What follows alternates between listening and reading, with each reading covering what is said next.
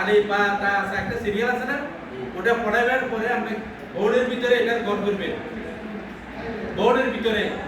কথা কি বুঝছেন নি? আপনি নিজে এবারে ওখানে বলবেন বলো তো আলিফ কিসা, আলিফের পরে কি হয়, এখন গত হয় তিনটা দিবেন আপনি।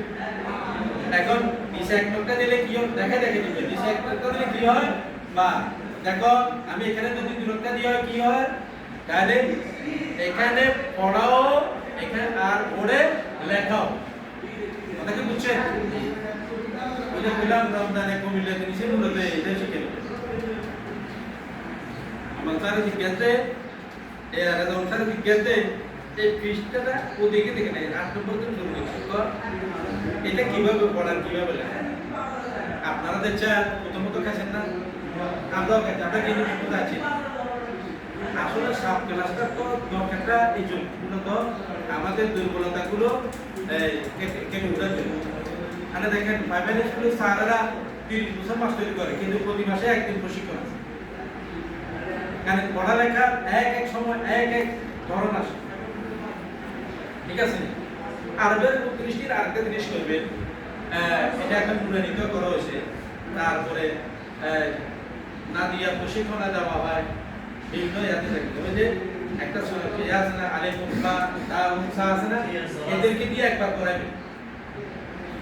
এনে আলিফ বা তা সা এটা তো আছে, কিন্তু ওই ছন্দটাও করাবেন, তাহলে বাচ্চারা কিন্তু আনন্দ পাবে।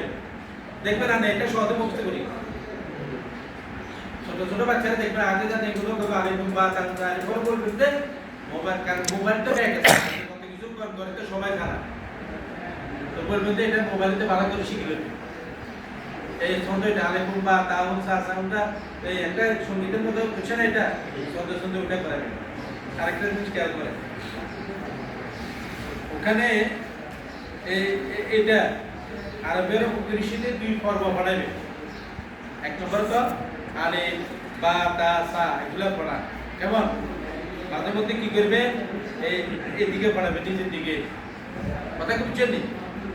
নিচের দিকে নয় ওইগুলো মনে করে আলিফ বলবে বা না না